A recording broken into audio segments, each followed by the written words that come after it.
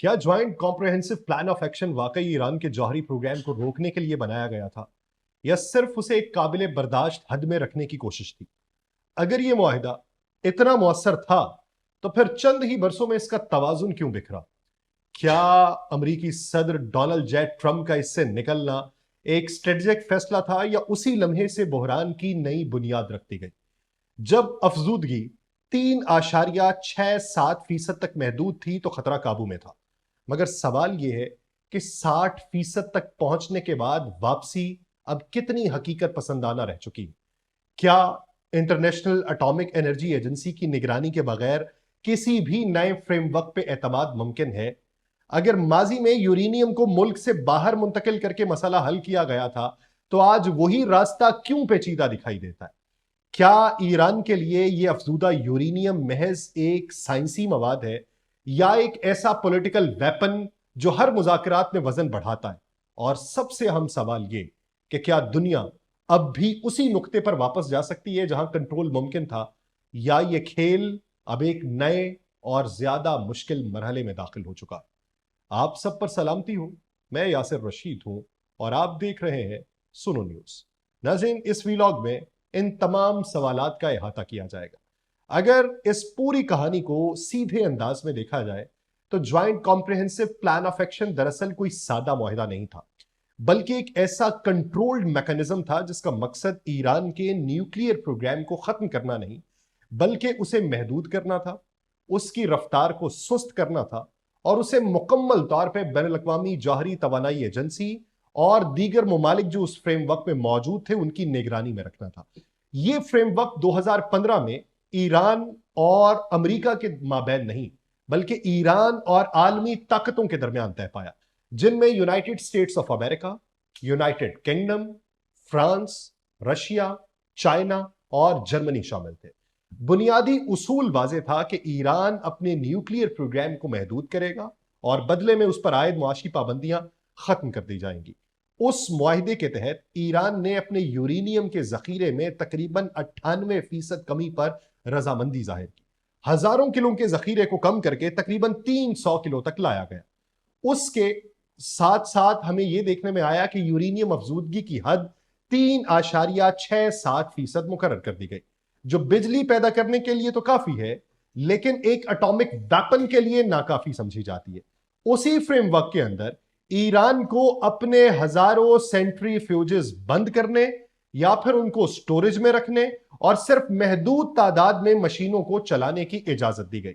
وہی سینٹری فیوجز جو نتانز کے اندر موجود ہیں، جو اصفہان کے اندر موجود ہیں، جو فردو کے اندر موجود ہیں اور اس کے ساتھ ساتھ جو دیگر علاقوں کے اندر موجود ہیں۔ اس کے ساتھ سب سے اہم عنصر نگرانی کا تھا، جہاں انٹرنیشنل اٹامک انرجی ایجنسی کو مکمل رسائی دی گئی تاکہ وہ ایران کے نیوکلیئر پروگرام کی مسلسل نگرانی کر سکے اور کسی بھی خفیہ سرگرمی کو روکا جا سکے۔ اس کے سربراہ رافیل گروسی، جس کے اوپر ابھی ایران کے تحفظات یہ ہیں کہ ایران کے لیے مخبری انہوں نے کیے۔ یورینیم کے حوالے سے ایک اہم پہلو یہ تھا کہ ایران نے یہ مواد براہ راست امریکہ کے حوالے نہیں کیا بلکہ اس کا بڑا حصہ ملک سے باہر منتقل کیا گیا، خاص طور پر رشیا کو۔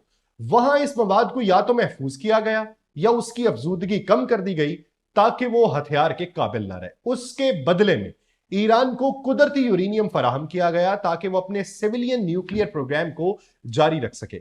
کچھ مواد ایران کے اندر ہی کم درجے میں تبدیل کر دیا گیا تاکہ اس کا عسکری استعمال ممکن نہ رہے۔ ابتدائی طور پہ اس معاہدے کے نتائج واضح تھے۔ ایران کے لیے ایٹم بم بنانے کا ممکنہ وقت، جسے بریک آؤٹ ٹائم کہا جاتا ہے، یہ چند مہینوں سے بڑھ کر کم از کم 1 سال تک پہنچ گیا۔ اس کا مطلب کیا تھا کہ اگر ایران کسی بھی مرحلے پر معاہدے کی خلاف ورزی کرتا ہے تو عالمی برادری کو رد عمل دینے کے لیے کافی وقت مل جائے گا، کیونکہ نگرانی پراپر تھی اور اسی نگرانی کی بدولت اگر پتا چلتا کہ یورینیم افزودہ کی حد کو اوپر بڑھایا گیا ہے تو 1 سال کا عرصہ بننا تھا اور اسی میں ایران کے اوپر معاشی پابندیاں عائد کر دی جانی تھی۔ ایران کو معاشی سطح پر بھی فائدہ ہوا، پابندیاں نرم ہوئیں، تیل کی برآمدات میں اضافہ ہوا، بینکاری نظام تک رسائی بحال ہوئی اور معیشت میں بہتری کے آثار سامنے آنے لگے۔ لیکن اس معاہدے کے اندر ایک بنیادی کمزوری موجود تھی۔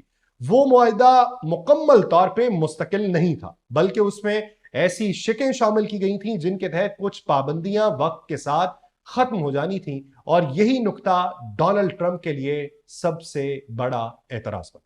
انہوں نے اسے ایک ناکافی اور عارضی حل قرار دیا۔ 2018 میں امریکہ نے یک طرفہ طور پہ اس معاہدے سے علیحدگی اختیار کر لی اور ایران پہ دوبارہ سخت پابندیاں عائد کر دی گئیں۔ یہ وہ موڑ تھا جہاں سے توازن بگڑنا شروع ہوا۔ ایران نے ابتدائی طور پہ انتظار کیا، مگر پھر بتدریج اس نے معاہدے کی پابندیوں سے پیچھے ہٹنا شروع کر دیا۔ اس نے اپنی یورینیم افزودگی کی حد بڑھائی، سینٹریفیوجز دوبارہ فعال کیے اور اپنے ذخائر میں اضافہ کرنا شروع کر دیا۔ یوں وہ پروگرام جو ایک محدود دائرے کے اندر بند تھا وہ دوبارہ پھیلنا شروع ہوا۔ اصل مسئلہ یہی تھا کہ یہ معاہدہ مکمل ضمانت کی بجائے باہمی اعتماد کے اوپر قائم تھا۔ جیسے ہی ایک فریق پیچھے ہٹا، دوسرا بھی اسی راستے پر چل پڑا اور نتیجتاً یہ نظام عملی طور پہ غیر مؤثر ہو گیا۔ آج کی صورتحال اسی 2015 کے سلسلے کا تسلسل ہے، جہاں ایران کے پاس زیادہ افزودہ یورینیم موجود ہے، ایران کے پاس جدید سینٹریفیوجز فعال ہیں، ایران کے پاس نگرانی کا نظام پہلے جیسا مضبوط نہیں ہے، اور یہی وہ پس منظر ہے جس نے اس موجودہ بحران کو مزید پیچیدہ بنایا ہے، جہاں اب معاملہ صرف روکنے کا نہیں بلکہ واپس لانے کا بن چکا۔ بہت سارے لوگ کہتے ہیں کہ ایران کے لیے یہ معاملہ صرف اس حد تک ہے کہ ایران تو اس سے پہلے بھی آمادگی کا اظہار کر چکا تھا، لیکن ایران کو اب یہ ہے کہ یقین دہانی پکی کرواؤ گے تو تب اسے ڈائلوٹ کیا جائے گا۔ بس مشکل وہیں سے شروع ہوتی ہے جہاں بات دوبارہ کنٹرول کی طرف لانے کی آتی ہے، کیونکہ 2015 والی صورتحال اب باقی نہیں رہی۔ اس وقت ایران کے پاس کم درجے کا یورینیم تھا، محدود سینٹریفیوجز تھے، نگرانی سخت تھی، مگر آج معاملہ یکسر تبدیل ہو چکا ہے۔ اب سوال یہ نہیں کہ پروگرام کو روکا جائے، بلکہ سوال یہ ہے کہ جو 60% تک افزودہ مواد موجود ہے اسے دوبارہ 3.67% تک کی سطح تک کیسے لایا جائے، اور اس پورے عمل میں کتنا وقت اور کون سا طریقہ درکار ہوگا۔ سب سے پہلے یہ سمجھنا ضروری ہے کہ افزودگی کو بڑھانا تکنیکی طور پہ نسبتاً تیز عمل ہوتا ہے، مگر اسے کم کرنا کسی سوئچ کو الٹا کرنے جیسا نہیں ہوتا۔ جب یورینیم 60% کی حد تک پہنچ جائے تو اسے واپس کم سطح پر لانے کے لیے ڈاؤن بلینڈنگ کا طریقہ اختیار کرنا پڑتا ہے، جس میں ہائی انرٹس یورینیم کو کم افزودہ یا قدرتی یورینیم کے ساتھ اس تناسب میں ملایا جاتا ہے کہ مجموعی سطح جو ہے وہ مطلوبہ حد تک گر جائے۔ سادہ الفاظ میں طاقتور مواد کو کمزور مواد کے ساتھ ملا کے اس کی شدت کم کی جاتی ہے، لیکن یہ ذہن میں رہے کہ طاقتور مواد کو کمزور مواد میں ملانا، اور طاقتور مواد کتنا ہے؟ 450 کلو گرام کا۔ اگر تقریباً 450 کلو 60% افزودہ یورینیم موجود ہو تو اسے 3.5% کے قریب لانے میں خالص تکنیکی طور پہ چند ہفتوں سے لے کے چند مہینے لگ سکتے ہیں، کیونکہ یہ عمل افزودگی بڑھانے کے مقابلے میں کم پیچیدہ ہے۔ مگر اس پہ پھر یہ کہ خالص یورینیم آپ کو کون عطا کرے گا۔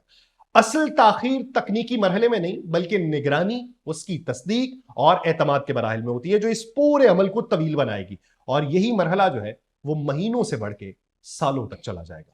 اب اس ضمن کے اندر ایران یہ کہتا ہے کہ ہماری سالوں کی محنت ہے اسے 60% تک لانے میں۔ اگر آپ مہینوں میں اسے واپس لے کے جاتے ہیں تو پھر اس بات کی ایشورٹی کون دے گا کہ ہمارے سے جو چیز آپ نے لے لی اور اس کے بدلے میں ہمیں جو چیزیں دینی ہے وہ ایک ایگزیکٹو آرڈر سے ختم ہو جائیں گی۔ یہاں ایک اور بنیادی نقطہ سامنے آتا ہے کہ صرف افزودگی کم کرنا کافی نہیں ہوتا، مقدار کو بھی کم کرنا ضروری ہے۔ اگر بڑی مقدار کم درجے پر بھی موجود رہے تو وہ بھی خطرے سے خالی نہیں سمجھی جاتی۔ اسی لیے ماضی میں 2 طریقے اپنائے گئے تھے، یا تو مواد کو ملک سے باہر منتقل کیا جائے، خاص طور پہ رشیا کو، یا اسے ایسے کیمیکل فارم میں تبدیل کیا جائے جسے فوری طور پہ دوبارہ افزودہ نہ کیا جا سکے، اور اگر کرنا بھی ہو تو اس کے لیے کم از کم 1 سال کا وقت درکار ہو، اور اس میں نگرانی کے جو ممالک ہیں وہ اپنی اپنی رائے دے سکیں۔ اب دنیا کے سامنے اس وقت چند ممکنہ راستے ہیں، اور ہر ایک کے اپنے فائدے اور اپنے مسائل۔ ایک راستہ وہی ہے کہ مواد کو ملک سے باہر منتقل کیا جائے، جس سے ہمیں تاثر ملتا ہے کہ عباس عراقچی اس وقت جو رشیا جا رہے ہیں شاید اس کے پیچھے مقاصد یہ ہوں، جس کا فائدہ یہ ہے کہ خطرناک مواد فوری طور پہ ایران کے کنٹرول سے نکل جائے گا، مگر موجودہ حالات میں اعتماد کا فقدان اس راستے کو مشکل بنائے گا۔ دوسرا راستہ یہ ہے کہ سارا عمل ایران کے اندر ہی ہو، مگر سخت بین الاقوامی نگرانی کے ساتھ، جس میں انٹرنیشنل اٹامک انرجی ایجنسی کا کردار جو ہے وہ مرکزی ہوگا۔ لیکن اس پہ ایران کو یہ کہ وہ رافیل گروسی کے اوپر اعتبار نہیں کرنا چاہتے، اور اس میں بات یہ سامنے آئی ہے کہ پاکستان کی طرف سے ایک ایسا انہیں عنصر فراہم کیا گیا ہے کہ اگر خطے کے دیگر ممالک کو اس میں شامل کر لیا جائے اور وہ نگرانی کر لیں تو پھر کب ہوگا۔ اب اس کے لیے مکمل شفافیت لازم ہے۔ जो इस वक्त सबसे बड़ा मसला है। तीसरा तरीका क्या है कि यूरेनियम को ऐसे ईंधन में तब्दील किया जाए जो न्यूक्लियर पावर प्लांट्स में इस्तेमाल हो सके मगर हथियार के काबिल ना रहे। उसमें मवाद खत्म नहीं होता बल्कि मवाद की नौइयत तब्दील हो जाती है, मगर उसके लिए वक्त और टेक्निकल इंफ्रास्ट्रक्चर दोनों दरकार होते हैं। चौथा और निस्बतन हकीकत पसंदाना रास्ता मरहलावार मुआहदा है, जिसमें ईरान एक साथ सब कुछ कम करने की बजाय मरहलावार इकदाम करते रहे। जैसे पहले अफजूदगी की सतह को कम करे, फिर उसकी मिकदार को कम करे, फिर उसके बाद सेंट्रीफ्यूजेस को महदूद कर दे, जबकि उसके बदले में पाबंदियां भी मरहलावार खत्म की जाती रहे। अब असल सवाल यह नहीं है कि यह सब कुछ मुमकिन है या नहीं, असल सवाल यह है कि क्या ईरान इस पर आमादा होगा। यहां मसला साइंसी नहीं बल्कि सियासी। ईरान के लिए 60% अफजूदा यूरेनियम सिर्फ एक मादा नहीं बल्कि वो एक स्ट्रेटेजिक ताकत है जो उसे मुज़ाकरात में बरतरी देती है।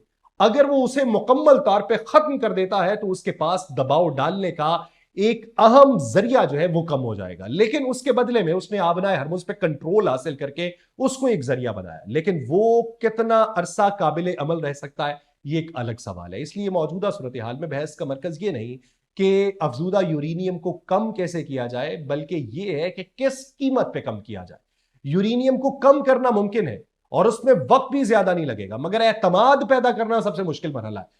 और यही वो पेचीदा उनसर है जो पूरे अमल को सुस्त बना रहा है, पेचीदा बना रहा है, गैर यकीनी बना रहा है। यहां पे हर कदम सिर्फ साइंसी नहीं बल्कि एक पॉलिटिकल सेंटिमेंट के तौर पे है, और हर किलो यूरेनियम महज एक मादा नहीं बल्कि हर किलो यूरेनियम एक सौदे की कदर है। और आबनाए हरमुज के ऊपर गिरफ्त कमजोर हो सकती है, इसके ऊपर गिरफ्त जो है वो तगड़ी सौदेबाजी के जरिए कमजोर की जाएगी। मुझे दीजिए इजाजत, अल्लाह ने के बाद।